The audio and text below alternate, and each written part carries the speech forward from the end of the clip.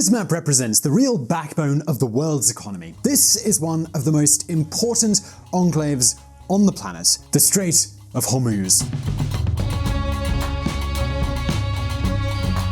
Maybe this is the first time you've heard of this place. Nevertheless, 1 out of 5 oil barrels brought across the globe departs from here. Most of the Gulf's production comes from this port.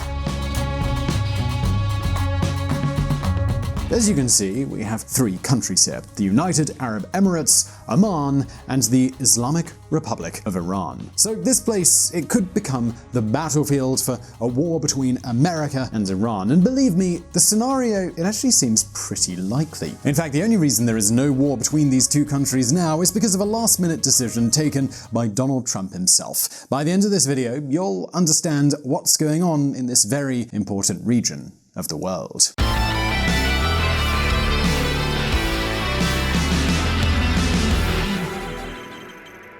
Let's be clear here, oil is the lifeblood of today's economy. Maybe one day this will change, but nowadays, whether we like it or not, we need our dinosaur juice for virtually everything. And most of this crude is carried on tankers. This explains why news like this is quite so worrisome. Oil tanker attacks in the Strait of Hormuz requires an international response, U.S. envoy to Iran says. At the time this video was made, 6 oil tankers have been attacked. Somebody put limpet mines on the ship hulls. Limpet mines are not very powerful explosives, but they are destructive enough to make a hole in the hull so the ship cannot set sail. And now you might be wondering, well, who planted these limpet mines? At this moment, well, nobody knows for sure, but Donald Trump believes that this was Iran's doing. Think about it. With the nuclear sanctions, Iran can hardly sell its oil to anybody. This is why the White House believes, since they can't export crude, they decided to close the Strait of Hormuz. Add to this the fact that America hates Iran and Saudi Arabia hates Iran even more. And of course, Saudi Arabia is America's best friend, especially under Trump's administration. So in other words, Washington doesn't need many excuses to attack Tehran. And Iran is making it even easier for them. In fact, in response to those attacks on the tankers, America sent a drone to the Iranian coast. The drone was knocked down by a missile sent by Iran. The situation, it was extremely tense, but it could get even worse. Just think about it. So far, we're talking about holes in ships and a knocked down drone, but no human losses. This is where Trump had to make a decision. Should he answer the attack on this drone or not? An airstrike on the region would surely mean the deaths of Iranian people, and if America killed Iranians, Iran would want to kill Americans. And in that situation, a dead American soldier would be more than enough for Donald Trump to start a war against Iran. That's exactly when Eurasia Group, a consultancy, said that there was a 40% chance that the airstrike would start a war. And then, against the odds, Donald Trump made a rather sensible last-minute decision. On Monday, they shot down an unmanned drone flying in international waters. We were cocked and loaded to retaliate last night on 3 different sites. When I asked, how many will die? 150 people, sir, was the answer from a general. 10 minutes before the strike, I stopped it. Donald Trump on Twitter. So now the question is, how did we get here? Is a war between America and Iran really that probable? How responsible would Donald Trump be for it? And most important of all, who is attacking these tankers? Well, today we are going to answer all of these questions, but before we do, let's take a look back at the history.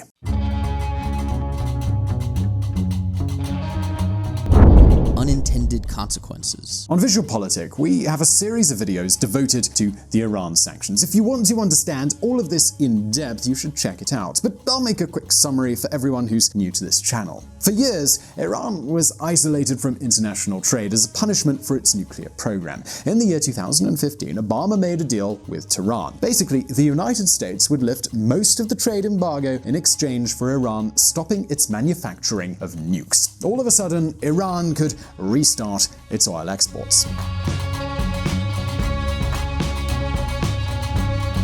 But a year later, Trump came to office. One of his first policies was to break that nuclear deal with Iran. According to him, Iran never stopped its nuclear program despite what anybody said. So, from one day to the next, America went back to the embargo. But Trump, he didn't stop here. His goal was to make the entire world stop trading with Iran, not just American companies. And this is where an important question was raised. Why would a European company obey what Washington said? Well, months later, we can say that Trump won that fight. Most of the world has stopped investing in Iran. This includes Renault factories and French oil rigs. As you can imagine, this has had terrible consequences for Iran's economy. Iran's latest inflation figure tops 50%. Food prices jump 85%. Yep, you heard that right. Despite Iran having the world's fourth largest oil reserves, nobody dares to buy from them. So the country is on the edge of collapse. And on top of all that, there are protests happening against the government. At this point, I know what many of you might be thinking. Is this the end of the Ayatollah regime? In fact, no, the opposite is true. What is happening is what we predicted months ago here at VisualPolitik. By the way, this is a good moment to remind you that we publish brand new videos every week, so you should subscribe to this channel and hit that bell button. When you hit the bell button, you actually receive a notification about when we post new videos, which is nice. It means you don't miss out, so you're always up to date with the best understanding of the world's politics. That's a win-win. So as we said on that video several months ago, in Iranian politics, there are three main factions: reformists, moderates, and radicals. Iran's current president, Hassan Rouhani, is a moderate. This is why he was willing to reach that nuclear deal with America.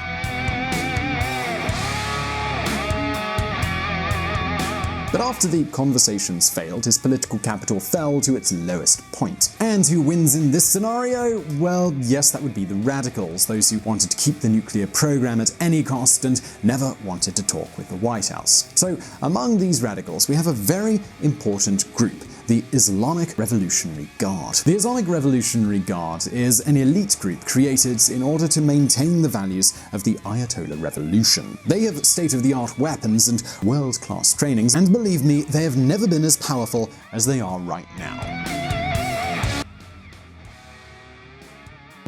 Iran's elite defense force finds new funding sources as tensions rise with the US. As you know, Iran plays its role as a regional power and it participates in foreign wars. The group that trains the pro-Iranian warriors in countries like Syria, Lebanon, and Yemen is this Revolutionary Guard. In recent years, the troops trained by them have increased by 20%. For example, Hezbollah or the Houthi rebels are so deadly because of this training. And so how does this Revolutionary Guard get its funding? Well, that's with state monopolies.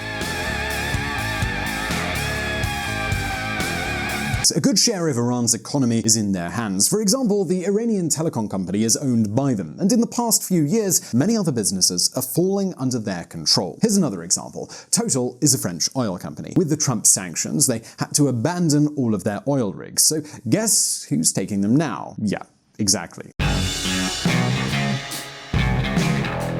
Revolutionary Guards drill into Iran's gas potential. In other words, Iran's economy is like a cake. Now the cake is getting smaller and smaller, but the Revolutionary Guard is having a bigger and bigger share of it. At this moment, we can say that they are more powerful than the president himself. And this explains news like this. Iran nuclear deal. Enriched uranium limit will be breached on June 27th. In other words, officially, Iran is restarting its nuclear program. If Trump thought that sanctions would push the Ayatollah into the corner, his plan has just backfired. But hold on a minute now, because if you thought the situation couldn't get any worse, well, pay attention to this next chapter. The Forgotten War. War in Yemen has sort of become the Arab Vietnam. Yemen is the only poor country in the Arabian Peninsula, and this is the battlefield on which the Saudis and the Iranians fight their proxy war. Initially, this was meant to be a quick war. At the end of the day, Saudi Arabia has the third most expensive army on the planet with top-notch weaponry, American support, and tons of money. But as we explained in a previous video, money can buy good weapons, but it cannot buy a good strategy. This is why those Houthi rebels are causing such a big headache for the Saudis.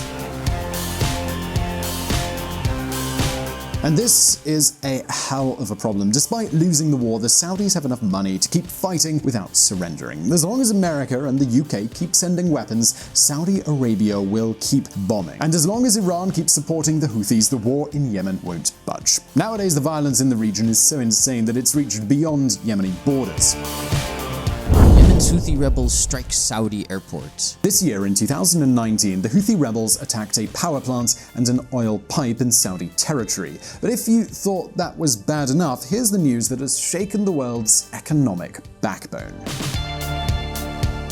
2 oil tankers attacked in the Gulf of Oman. At the time this video was made, 6 oil tankers have been attacked. Who orchestrated these attacks, we still don't know. America thinks Iran is behind this, and it seems reasonable that Houthi rebels did this. These rebels have Iranian training, but they might be acting on their own behalf. Not only that, remember that the ones who are training this group are the Islamic Revolutionary Guard, and those boys, they don't need Tehran's permission to do anything. In other words, perhaps Rouhani doesn't want to attack oil tankers, but even if it was him, he might not be able to control the Houthi rebels.